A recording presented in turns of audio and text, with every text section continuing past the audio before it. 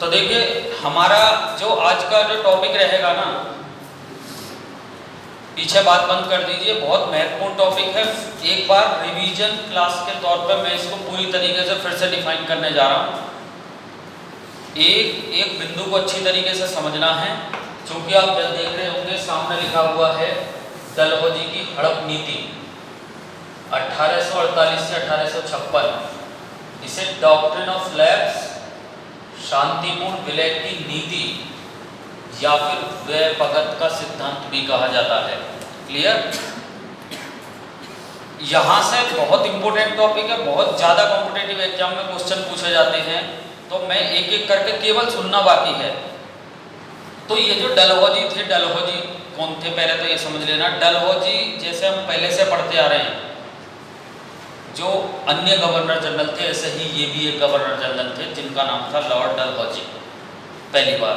दूसरा, इनकी जो अवधि है वो है 1848 से 1856। ये आपके याद होना चाहिए स्टूडेंट, अच्छी तरीके से याद होना चाहिए, 1848 से 1856।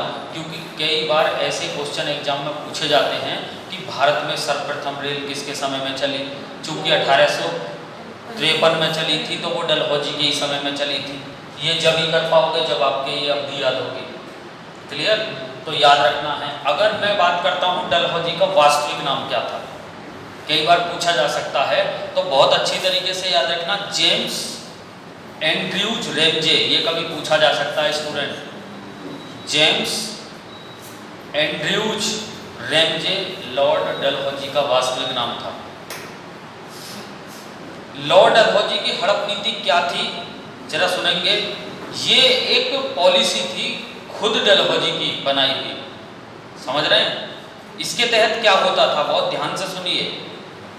इसके तहत आप एक लाइन में ऐसा समझ सकते हैं कि जो भारत की जो देसी रियासतें थी या छोटे छोटे जो देसी प्रांत थे, राज्य थे, उनको ब्रिटिश साम्राज्य में मिलाया गया।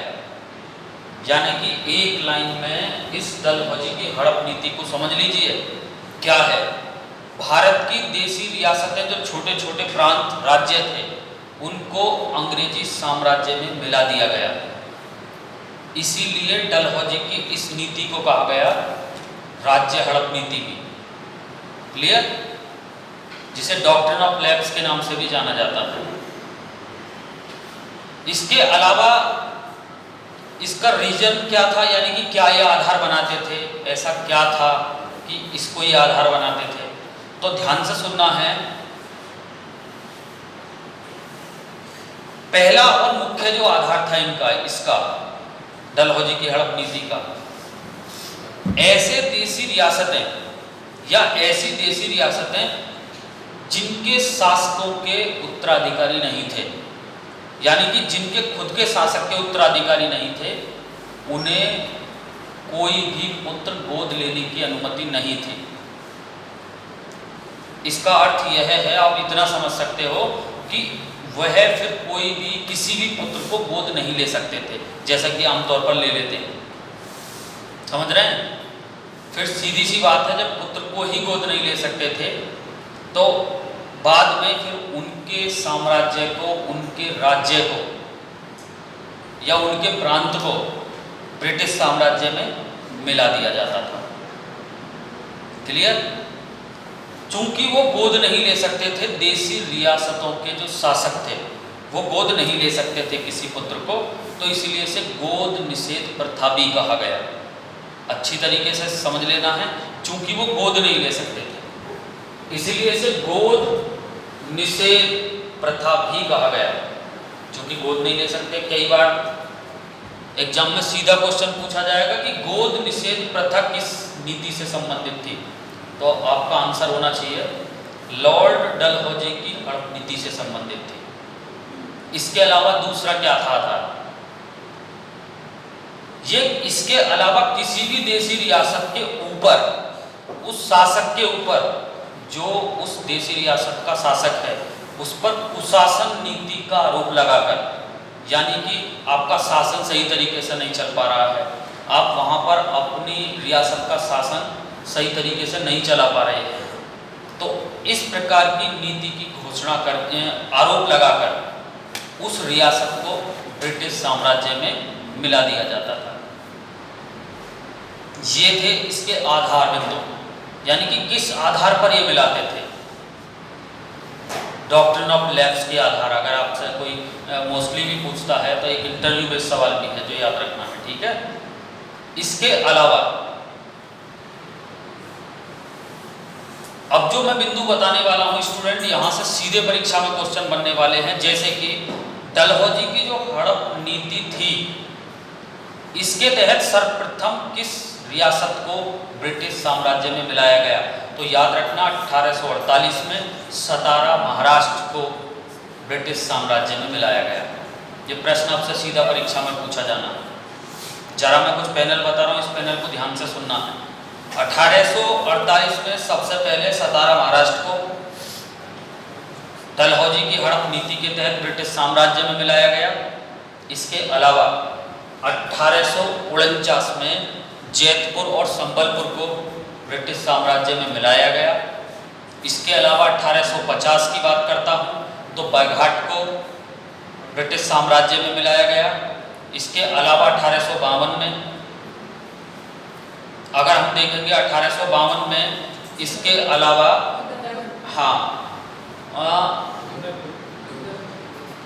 कौन सा है, उदयपुर राजस्थान, उदयपुर को मिलाया गया 1852 में। इसके अलावा 1853, ज़्यादा याद रखना स्टूडेंट, चूंकि हम उत्तर प्रदेश के निवासी हैं इसीलिए ये क्वेश्चन लिंक करके कभी पूछा जा सकता है। 1853 में झांसी, यही रानी लक्ष्मीबाई वाली झांसी को ब्रिटिश साम्राज्य में मिला दिया गया 1853 में।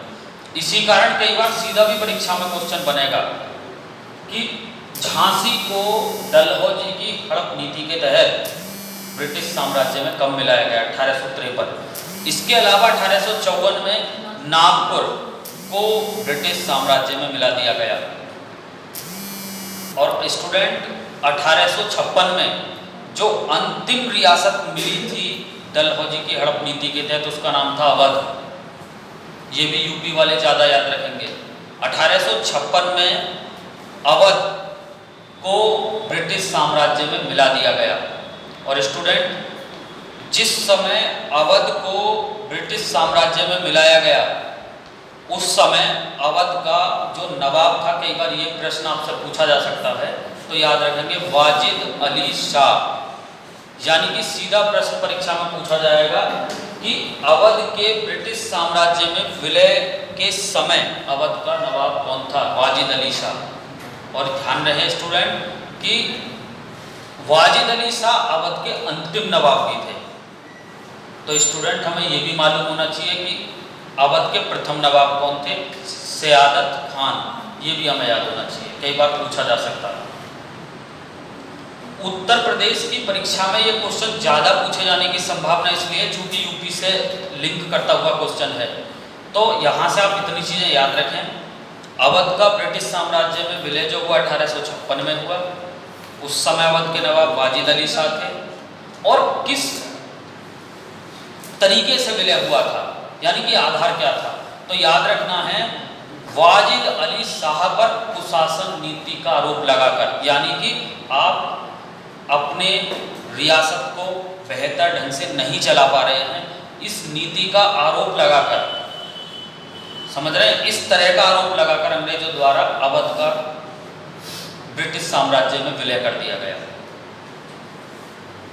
तो इस तरीके से अवध एक ऐसी रियासत थी जो डलहौजी की हड़प नीति के तहत जो सबसे अंत में ब्रिटिश साम्राज्य में मिली। इस प्रकार हमें इतना भी याद रखना है कि कितनी रियासतें डलहौजी की हड़प नीति के तहत ब्रिटिश साम्राज्य में मिली। तो याद रखना स्टूडेंट, 8 रियासतें डलहौजी की हड़प नीति के तहत ब्रिटिश साम्राज्य में मिली, 8 जो हमें याद रखनी है। जैसे कि सतारा महाराष्ट्र, जैतपुर और संबलपुर, इसके अलावा बागहाट, उदयपुर, झांसी, नागपुर और एक आपका अवध। 8 में याद होनी चाहिए। अब आप सोच लेंगे 8 के याद होनी चाहिए, क्योंकि ये क्वेश्चन सीधा एग्जाम में पूछा जाएगा। दिए गए विकल्पों में से कौन सी रियासत डलहौजी की हड़प नीति के तहत ब्रिटिश साम्राज्य में नहीं मिली थी।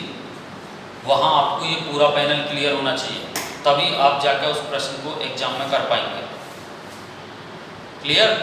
इसके अलावा जैसा कि हम आगे चल के देखते हैं 1857 का जब हम विद्रोह पढ़ते हैं, जिसकी शुरुआत आप जानते होंगे मेरठ से हुई।